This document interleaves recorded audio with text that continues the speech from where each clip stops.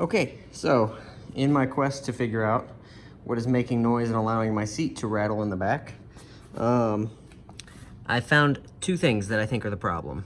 One of them is very easy fix, and one of them's easy fix, but not very easy, it's just easy. Anyway, the first one, this bracket, which bolts onto these two bolts here. These are 13 millimeter, as well as that bolt is 13 millimeter.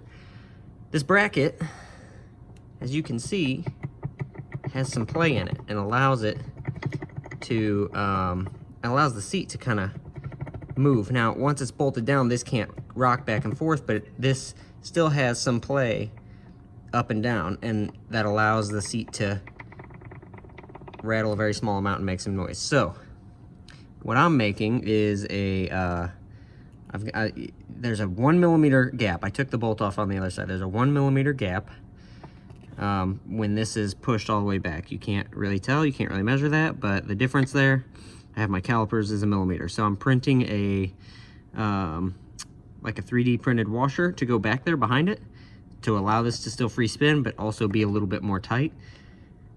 You don't need a 3D printer to do this. If you have any piece of like clear plastic on the front of like your kids' Christmas toys, whatever, if you cut that bigger than, it's 15 millimeter, the shoulder that's inside of this is, if you take this off, cut a hole 15 millimeters and then slip it on there and put this on, it's gonna solve part of that problem. Now the other part, and the real cause of it, so this rod here goes through this bracket. That's what keeps the seats from lifting up in the middle, and it goes into a hole here, which you can see.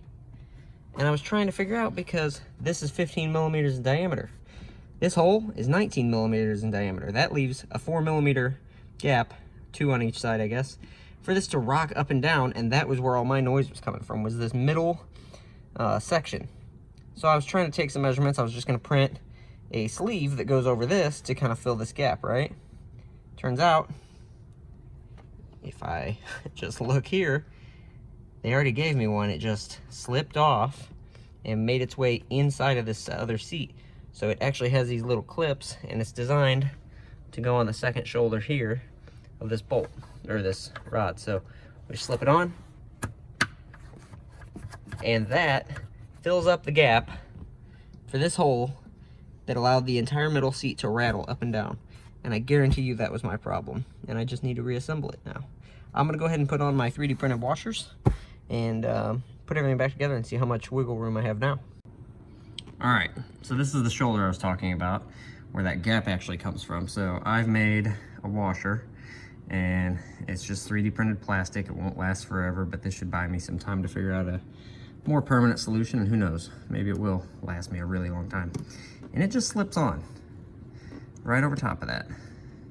And that fills up some of the gap that allows this now to, one, not clink against metal. Sorry, I had that off camera. Not be clinking against metal. And two, I can tighten that bolt, which already has a washer on it, by the way. Let me grab that. This can go on here, and it can be tightened pretty much all the way down, and it should eliminate some of that gap. So let me get this tightened on here, and we'll see how it does. Okay, so it's on there now. It no longer has any wiggle, makes no noise, and it still can be spun. Now that can loosen up. I could put some lithium grease on the inside of that to kind of make it a little more free spinning, but honestly, this is the least mechanical advantage I have down here at this bottom. When you unlatch the seat and flip the whole thing forward, I don't think it's gonna be a problem. I don't think that's really gonna cause any issues. So get that put on. I'm gonna put the other side on, get this thing put back together, and see how it works out.